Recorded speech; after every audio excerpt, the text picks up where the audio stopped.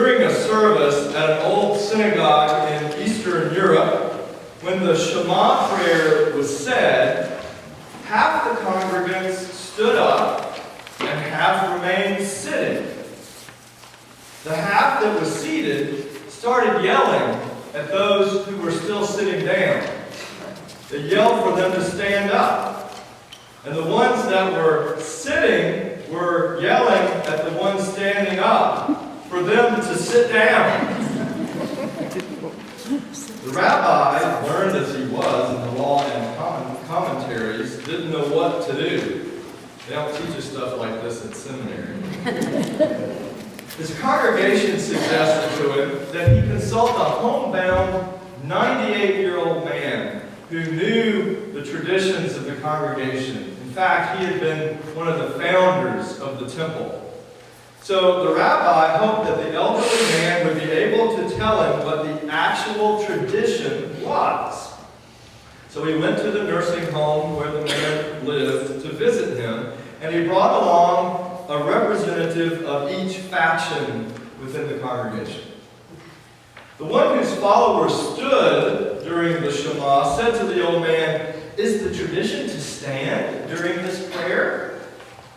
The old man shook his head and said, "No, that's not the tradition." The ones who sat during the prayer said, "Aha! Then the tradition is to sit during the Shema." The old man shook his head and answered, "No, that's not the tradition."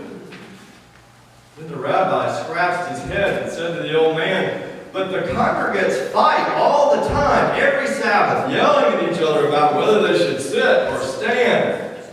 The old man interrupted the rabbi, explaining, That is the tradition."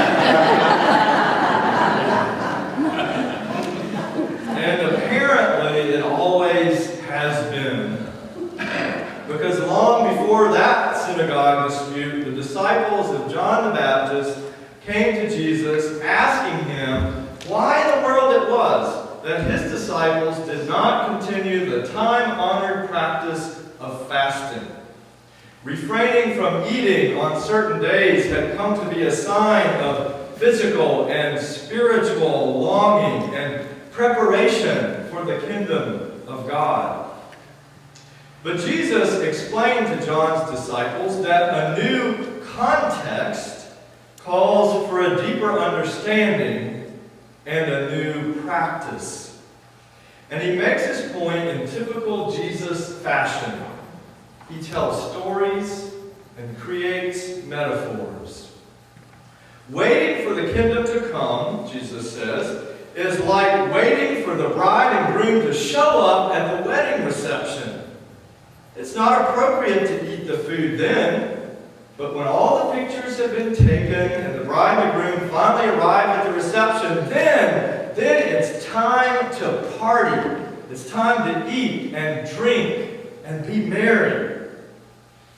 Interestingly to me, Jesus did not suggest that John's disciples had been wrong to fast, but he did suggest that when the context changes, old ways of doing things should be re-examined.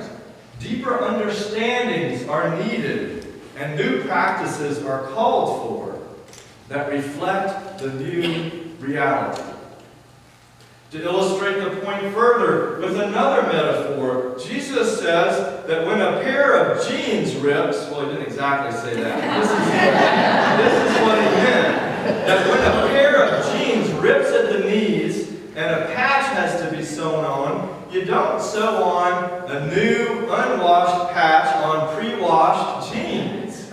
Because if you do, when you put them in the laundry, the patch is going to shrink, it's going to pull away, it's going to rip the jeans even more. In other words, you just can't put something new onto something old to hold it together. New ideas and new ways of being need new structures to hold them together. And finally, Jesus used the metaphor of wine and wineskins. In ancient times, before the advent of glass bottles, or even those nifty boxes now of wine. Wine was stored in animal skins. Animal skins that were sewn together to form a pouch. Because when the pouch was empty, you couldn't use that same pouch to pour the new wine into, because the skins had dried over time and become brittle. But the new wine was still fermenting. It was still releasing gases that would build up and burst an old, brittle wineskin and spill all the new wine onto the ground and make the old wineskin useless. So Jesus said, new wine needs new wine skins. Wine skins that are still flexible enough to stretch and expand with the new wine. Jesus' point? Well, I think it was simply that when new realities emerge that change the context and bring new and deeper understanding to our sense of reality, then new structures and new ways of being are needed that can expand with the new awareness rather than restrict it by trying to force it back into old ways of being that cannot take account of the new awareness. And so I think after Jesus' 3 illustrations and my going on and on about them, maybe we begin to get Jesus' point. Or do we, really? Change is almost always hard, especially when the change involves a new way of being together in the world. Holding on to tradition can be an understandable way of feeling safe in a changing world. But Jesus reminds us that traditions are meant to evolve if they are to maintain relevance. In contemporary terms, I think of the marriage equality debate going on in our culture. I truly understand the safety and comfort of keeping things just the way they have always been. At least I understand how that is comforting to those of us who are currently able to marry. But what we mistakenly believe has always been the case has not actually always been the case. What exactly is meant by those who defend traditional marriage as a fixed and unchanging norm when the understanding of marriage has actually continuously evolved throughout history? When we uphold traditional marriage as the norm, are we upholding the ancient practice of polygamy practiced by our much revered spiritual ancestor Abraham? That was quite traditional. Or are we upholding the early Christian practice of a one-man and one-woman relationship in which the male was dominant, even to the point of legally owning his wife and being able to dismiss her at will, keeping any property which had come with her to the marriage? That was quite traditional for a long time. Are we upholding the traditional medieval practice among the upper class of marrying, not for love, but for a political alliance and monetary gain? Is that the traditional marriage that we uphold? That was the tradition for quite some time. Or are we upholding the practice that held sway through most of our own history in America, in which traditional marriage didn't include slaves? Sorry to say that there were slaves in our country. And did in fact, even after the end of slavery, include a legal ban on interracial marriages, no matter how much love there was between the couple. That tradition did not let go, even finally until, I believe, the early 1960s. You see, as successive generations came to a new awareness that women were created by God as equals in every way to men, the old traditional marriage structure could not hold the new awareness any longer. And when the American racial struggle finally brought us kicking and screaming to the new awareness that God had created persons of every race as equals who were called to live together in harmony, the old traditional marriage structure could not hold the newness. And even now, in 2014, we are faced with a reality that is changing and challenging us to change. Those of us who are lesbian and gay drive to Maryland or fly to New York in order to be legally married because we still cannot do so here in our own home state. And even then, some of the rights of those marriages end at the borders of North Carolina when we come back home to make our lives together. In such a situation, we have to ask ourselves whether or not the old wineskin is still able to hold the new wine of our awareness.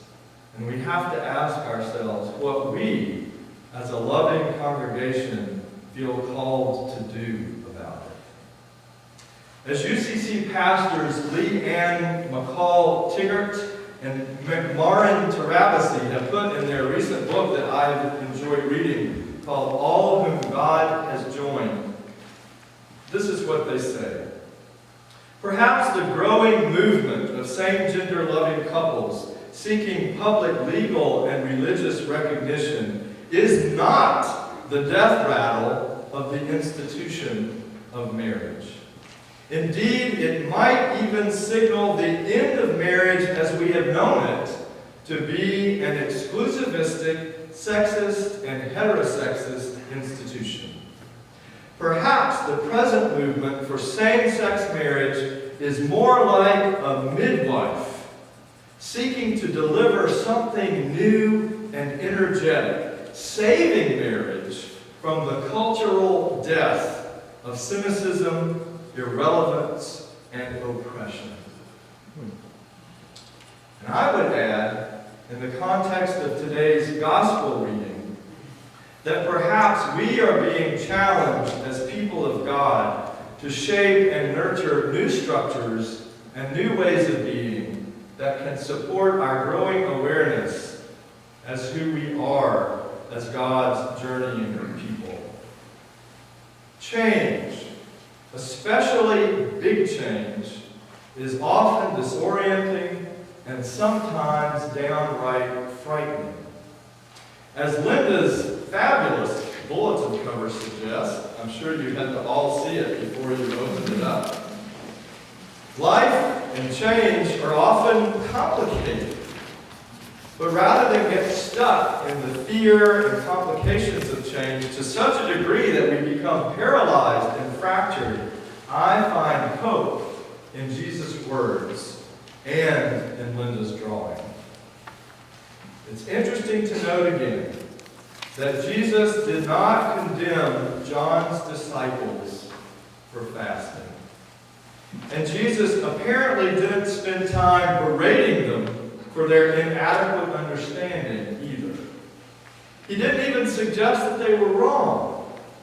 Instead, Jesus simply pointed out to them that the context had changed. And he invited them to walk with him into a new and vibrant future.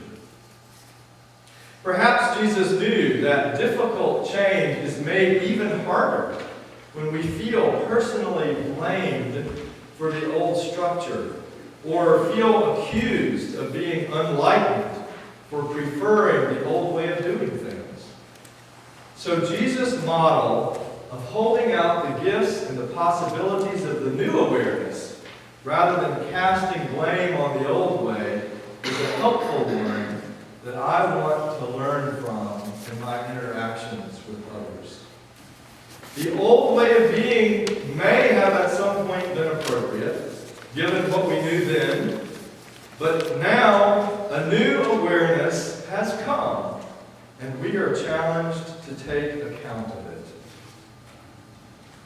And Linda's wonderful drawing, how might it offer us some help as we navigate change? I love that amidst the interlocking circles and colors that suggest all the complications that life does indeed offer, at the very center of it all is a heart, and the very poignant reminder that you are here. We are here at the center of that heart. Friends, if we can remember that, we can work through any change that new awareness throws our way. If we can just remember that every change affects every single person that it touches. It affects those who are being called to leave behind an old way of being. It affects those who are impatiently waiting to enter into a new way of being. And it affects those of us who are just simply unsure where they want to be, standing or sitting. But when the tradition becomes that those standing and those sitting gather weekly to yell at one another, you can be sure that the Spirit of God is not being heard and embraced in that process. And unlike the congregation at the beginning of my sermon that did all the yelling, this congregation always gives me hope.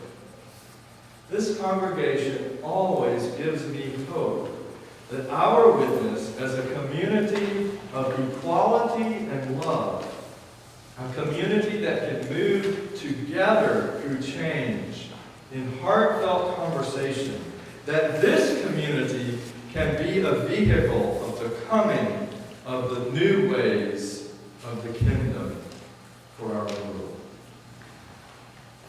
Friends, we cannot ignore new awareness.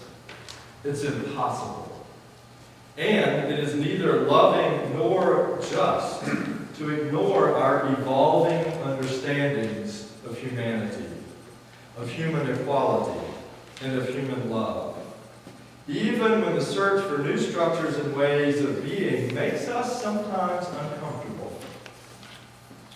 We cannot ignore new awareness.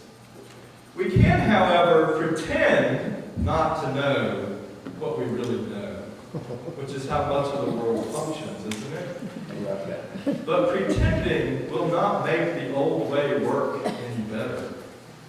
But if we can remember where we are, if we can remember when we are in the eye of the storm of change, that we are held by a God who loves us dearly and loves every other person who finds themselves in the midst of that same change with us, then and only then we can move forward in loving ways that will ultimately lead us to new structures and new ways of being together that will bring life to us all. Yes, friends, change and life itself are complicated. But we are here. We are here in the heart, the very heart of God's love. And so we can do this.